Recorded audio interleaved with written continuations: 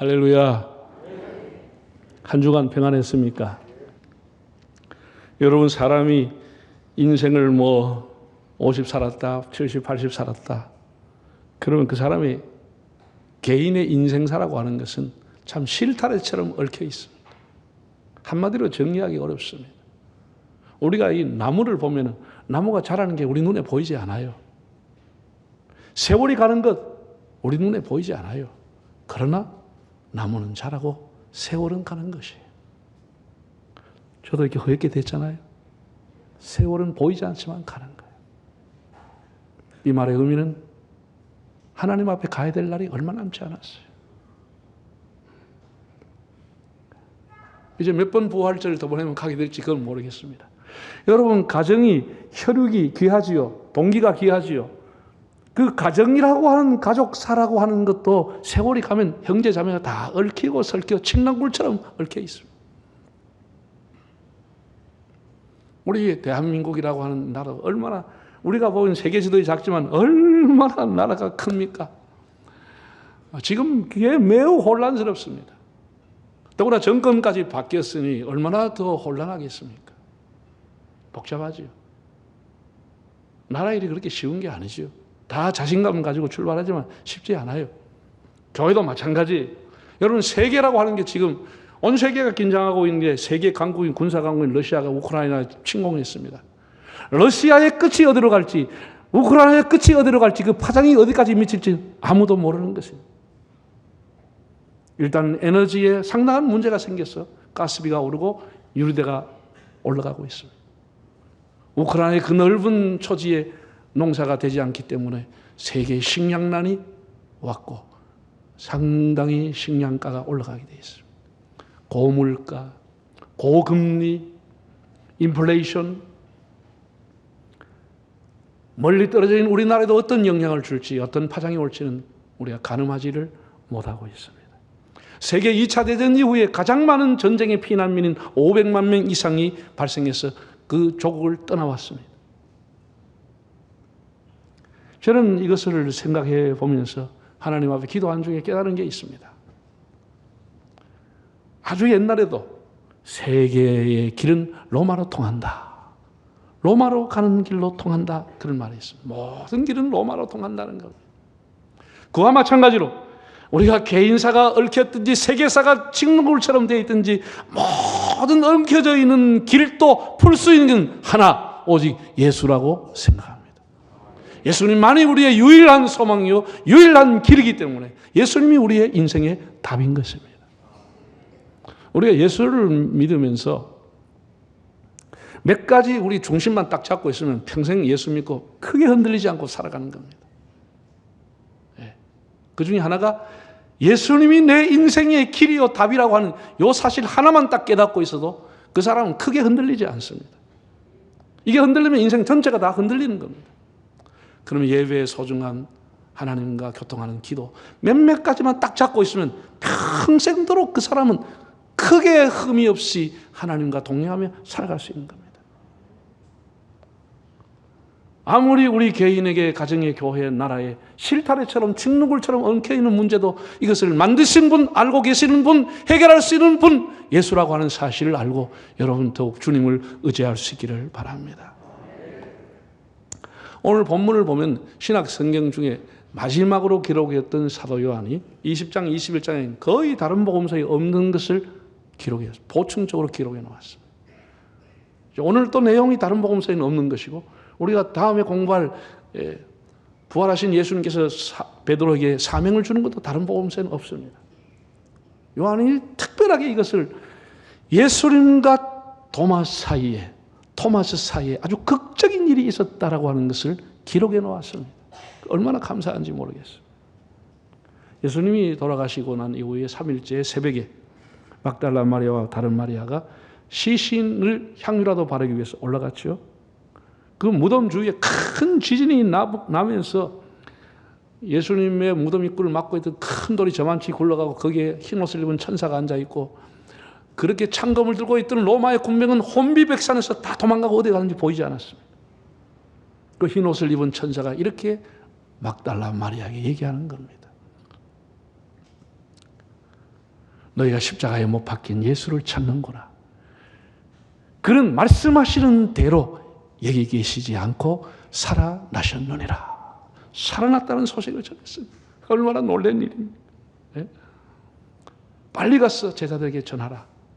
그래서 다른 박지를 쳐서 제자들이 있는 곳을 두드려서 다락방에 있는 제자들에게 이 소식을 전했더니 제자들도 하나도 믿지를 못하고 진짠가 누가 시신을 훔쳐갔는가 이렇게 해서 베드로와 요한이 막 다른 박지를 쳐서 요한이 젊으니까 제일 먼저 들어가고 베드로가 들어가고 제자들이 들어가 보니까 예수님의 시신을 쌌던 수건과 세마포는 잘 정리가 되어 있는데 시신이 없는 거예요.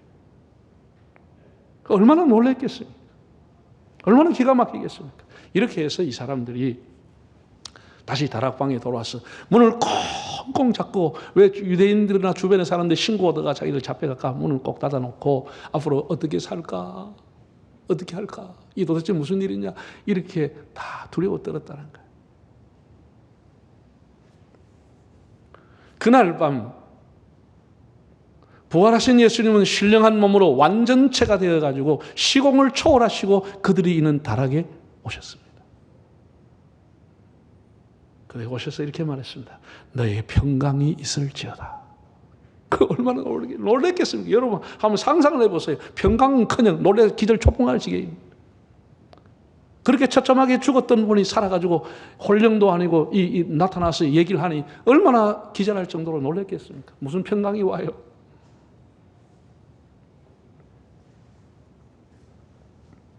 다 어벙벙해서 이게 긴가민가 하고 있는데 예수님이 가까이 와서 손에 못자국을 봐라. 옷을 열면서 옆구리에 창자국을 보아라. 그제서야 제자들이 기뻐하면서 주님과 대면했다. 그런 내용입니다. 예수님 그들에게 다시 말했습니다. 너의 평강이 있으라. 아버지가 나를 세상에 보낸 것처럼 나도 너희를 보낸다. 그리고 성령을 받으라. 이렇게 첫 메시지를 주었다는 겁니다. 그런데 문제는 이 중요한 시간에 도마라는 사람이 어디가 있었습니까? 항상 이 중요한 시간에 없는 사람이 문제입니다. 이 사람이 그 장소에 있어야 되는데 다른 사람은 다 그래도 제자를 지켜가지고 염려하고 대책을 논의하고 있는데 도마가 어디 돌아다니는지 돌아다니다가 와가지고는 사람들이 야 우리가 예수님 맞다. 예수님 진짜 살아났대. 예수님 우리 진짜 대화했대. 이거 쓸데없는 소리 하고 있다가 다 헛개비 본 거예요. 다 여러분이 지금 예수님 생각하다가 다 미친 거야. 말도 안 되는 소리 하지 마라. 아니 우리가 직접 예수님 만났다니까 어허이 쓸데없는 소리 한다.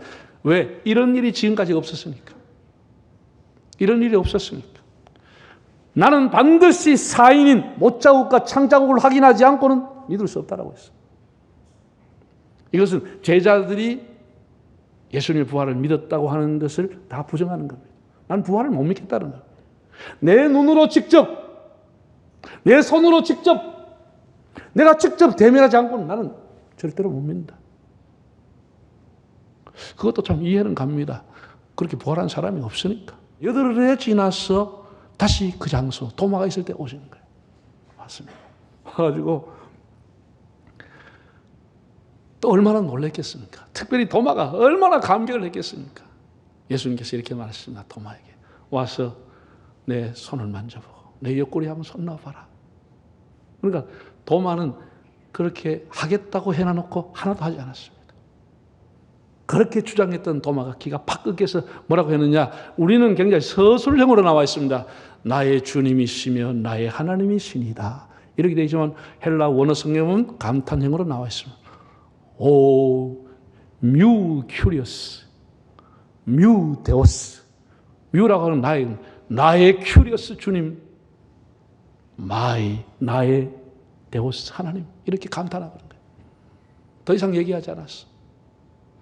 나의 주님, 나의 하나님. 이렇게 따라하는 거예요. 예수님이 이렇게 말씀했습니다. 너희 나를 본 거로 믿느냐? 보지 못하고 믿는 자들이 복되다라고 했습니다. 우리가 예수님 부활에 손을 만져보지 않았지만, 대면하지 않았지만 축적된 신앙인들의 얘기를 듣고 들으면서 믿는 그 사람이 복된 사람이다. 예수님이 이렇게 말씀해 주었습니다. 도마는 십자가에 처참하게 돌아가신 예수님을 보았기 때문에 그것이 끝인 줄 알았던 도마가 다시 살아나신 예수님을 보면서 자기에게 사명이 있다고 하는 것을 직감하게 됩니다. 새로운 세계를 향해서 가야 할 것을 직감하게 되는 것이고, 부활의 주님을 만났던 도마는 이후에 인도로 건너가서 인도에서 복음을 전하다가 순교를 당하게 됩니다. 가장 멀리 가서 복음을 전한 제자 중에 한 사람입니다. 인도의 정부는 힌두교를 수천 년 믿고 살지만은 인도의 정부는 도마의 죽음을 기념해서, 도마가 순교한 날을 기념해서 우표를 발행하고 거기에 큰 기념 예배당을 지금도 세워져 있습니다. 부활하신 예수님의 첫 메시지 한번 생각해 보겠습니다. 첫째는 너에게 뭐가 있으라? 평강이 있으라. 며칠 동안 제자들은 참 혼란했습니다. 너무 괴롭고 고통스럽고 참 절망의 시간이었습니다.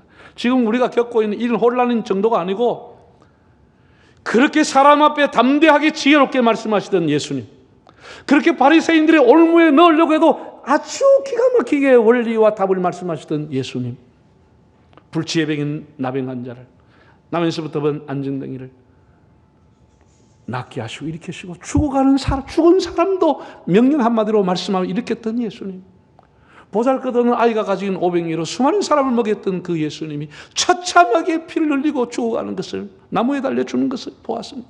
뭐가 참이냐는 거, 너무나 혼란스러운 거, 다 낙담해가지고 어디서부터 시작해야 될지, 이것이 어떤 징조가 일어날는지 다 두려운 것이에요. 유대인들은 예수님을 잡고 난 이후에 그 제자들을 잡으려고 할 것이고, 그래서 문을 꼭 닫아놓고 대책을 논의하는 겁니다. 앞으로 어떻게 하지? 너는 뭐 할 거냐? 나는 이렇게 할 거야. 다 이렇게 서로가 정말 두려움과 불안의 고조가 되어 있고, 초조한 그들에게 우리말로 표현하면 평강이라고 하는 것은 1도도 없었습니다. 다 불안해 있습니다. 두려워 있습니다.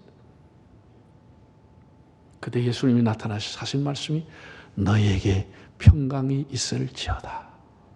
평강이 있으라고 했다는 거예요. 헬라어로 에이레네라고 하는 단어입니다. 평강, 영어로 하면 peace. 너에게 평화, 안식, 평강이 있으라. 예수님은 그 사람의 필요가 무엇인지를 아셨습니다. 가장 근본적인 평안이 필요하다고 하시는 것을 아시고 평강을 주었습니다. 예수님이 탄생하기 700년 전에 선지자 이사야가 아기 예수, 메시아로 오실 예수님에 대해서 이렇게 예언을 했습니다. 한 아기를 우리에게 주시는데 그는 전능한 자요, 영존하시는 아버지요, 평강의 왕이라 일컬어질 것이요.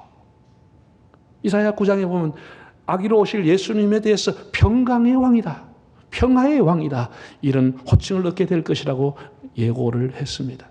여러분, 예수님 자신이 평강입니다. 그래서 예수님이 계시는 곳, 예수님이 임재하는 곳은 어디든지 평강이 자연적으로 임하게 되는 겁니다.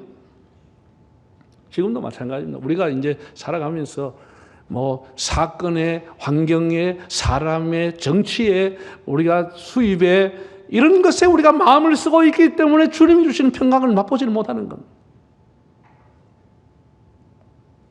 일시적인 평강은 우리에게 찾아올 수 있지만 주님이 주시는 평강이 오지 못하는 것입니다. 예수님을 앙모하며 예수님 바라보고 살아가는 그 사람에게는 주님이 주시는 평강이 자연스럽게 임하게 되는 겁니다. 왜냐하면 예수님이 평강의 본체이기 때문입니다. 우리가 견고한 신앙을 가지고 하나님을 의지하고 살아가면 항상 하나님의 평안이, 아무도 빼앗아갈 수 없는 평안이 우리의 마음을 강같이 다스리게 되는 겁니다. 한번 성경을 볼까요? 이사야 26장 3, 4절을 보겠습니다.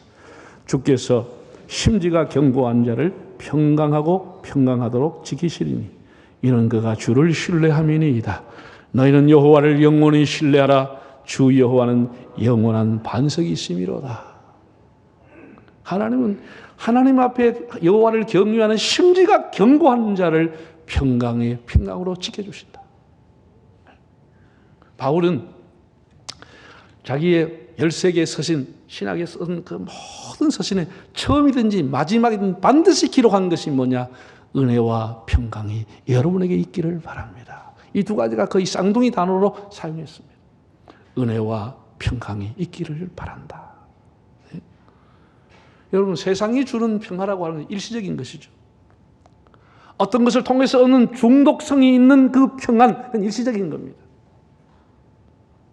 하나님께서 우리에게 주시는 것은 세상이 빼앗아갈 수 없는 건데 한번 보세요.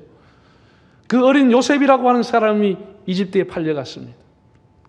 거기서 성실했지만 그 성실이 다 부정당하고 보디발이라고 하는 처 때문에 감옥에 가게 될 때 보디발 앞에서도 의연할 수 있었던 그 평안.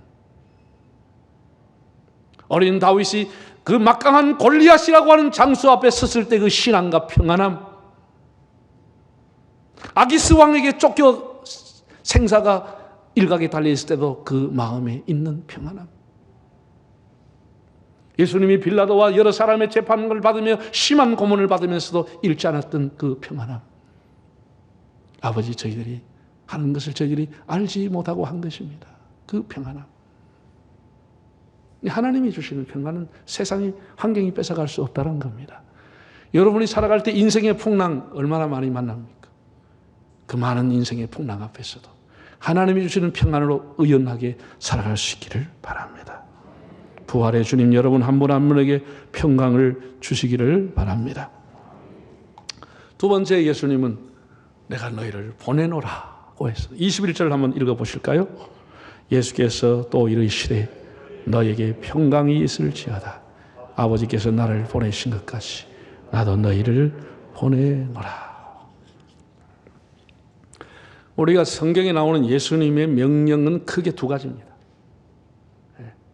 크게 두 가지로 보시면 됩니다. 하나는 come, 오라는 겁니다. 오라는 것이고, 하나는 go, 가라는 것이에요. 가라는 것. 이 두 가지가 예수님의 명령에 아주 골격을 이루고 있습니다. 수고하고 무거운 짐진 자 오라는 것입니다.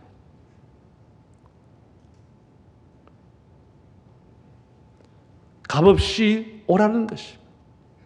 오라고 하는 것, 죄인들은 오라고 하는 것입니다. 구원회로의 초청을 의미하는 것입니다. 하나님의 구원회로의 초청을 의미하는 것입니다. 가라고 하는 것은 사명회로의 초청인 것입니다. 사명을 가지고 가라는 것입니다. 이 두 가지가 예수님의 명령의 아주 중요한 동사입니다. 본문에서는 가라고 하는 용어 대신에 보낸다, send라고 하는 동사를 사용했는데 go와 동일한 의미를 갖고 있습니다. 여러분, 평화가 누구에게 임합니까? 잘 먹고 잘 살고 걱정 없고 밤잠 잘 자고 맛있는 거 먹고 편안하게 살아가는 그 사람이 평화입니까? 그건 주님이 주시는 평안이 아니고 물질이 주는 평안입니다. 주님이 주시는 평안은 누구에게 있느냐? 사명을 받고 살아가는 사람의 평강이 임하는 겁니다. 하나님의 사명을 받고 떠나는 그에게 주님의 평강이 따라가는 것입니다. 사명을 가지고 하나님의 교회를 섬기고 헌신하는 그에게 평강이 임하는 것이지, 잘 먹고 잘 사는 그게 평안이 아닌 겁니다. 그건 물질이 주는 평안인 것입니다.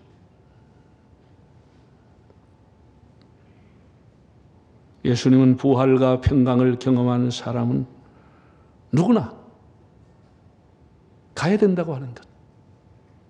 삶의 자리로 가서 예수님의 십자가와 복음을 전할 수 있도록, 예수님의 부활을 증거하는 사람이 되도록 내가 너를 보낸다.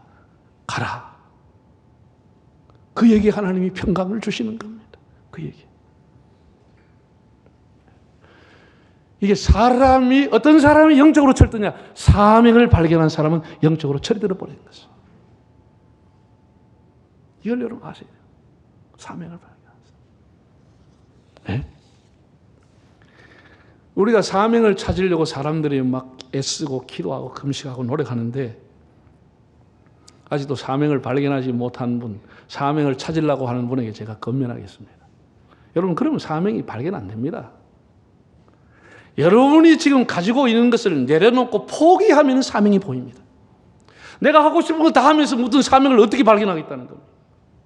내가 가고 싶은 길 다 가면서 무슨 사명을 발견하겠다는 겁니다. 그건 아닙니다. 하나님이 주신 사명은 내가 포기할 때 뚜렷하게 드러나기 시작합니다. 이해가 되세요? 하나님의 사명은 내가 추구하는 것을 내가 내려놓을 때 하나님의 사명이 선명하게 나타나기 시작하는 겁니다. 그래서 그 사명을 위해 달아가면 사명의 열매가 맺혀지는 것이고 귀한 사람이 되는 거죠. 내가 하고 싶은 거 다 하면서 사명 하나 추가하려고 하는 거, 그건 아예 안 되는 겁니다. 그건 자기 뜻대로 살아가는 겁니다. 하나님의 사명과는 상관이 없는 겁니다.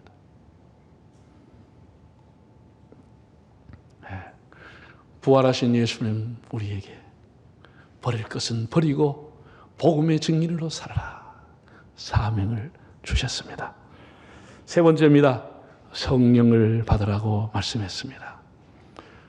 여러분 보세요. 부활하신 예수님이 그 두려워 떨고 있는 사람에게 먼저 평강을 주었습니다. 그리고 사명을 줬습니다. 사명을 줄 때는 하나님 반드시 감당할 수 있는 능력과 은사를 주시는 것입니다. 그 감당할 수 있는 사명의 힘이 뭐냐? 성령이 있어야 된다는 거예요. 성령을 받아야 된다는 것이죠. 숨을 내쉬며 성령을 받아라. 이것을 어떤 주석을 보니까 창세기 사람을 만들 때와 같이 숨을 내쉬었다.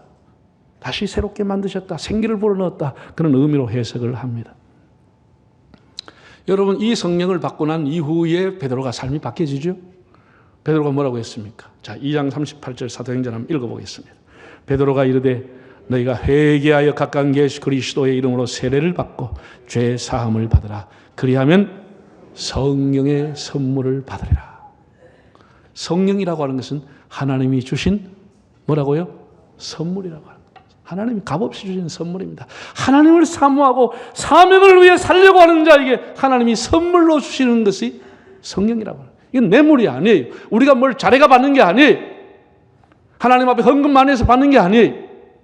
하나님이 값없이 하나님의 사명을 위해 헌신하는 자에게 부어주시는 것이 성령이라고 하는 것입니다.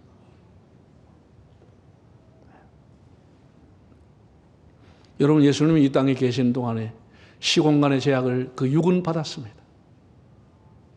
그러나 예수님의 영이신 성령님, 다른 보혜사 성령님이 시공을 초월해서 지금도 그 성령은 우리 가운데 일하고 계시는 겁니다. 평강의 복음을 전하려고 하는 사람, 십자가의 복음을 전하려고 하는 사람에게 성령은 지금도 함께 하시고, 이렇게 평안의 복음과 성령의 능력이 함께 전해지는 그곳에 무슨 죄라도 치유되고 용서받게 되는 일이 일어날 것을 주님은 첨언해 주었습니다.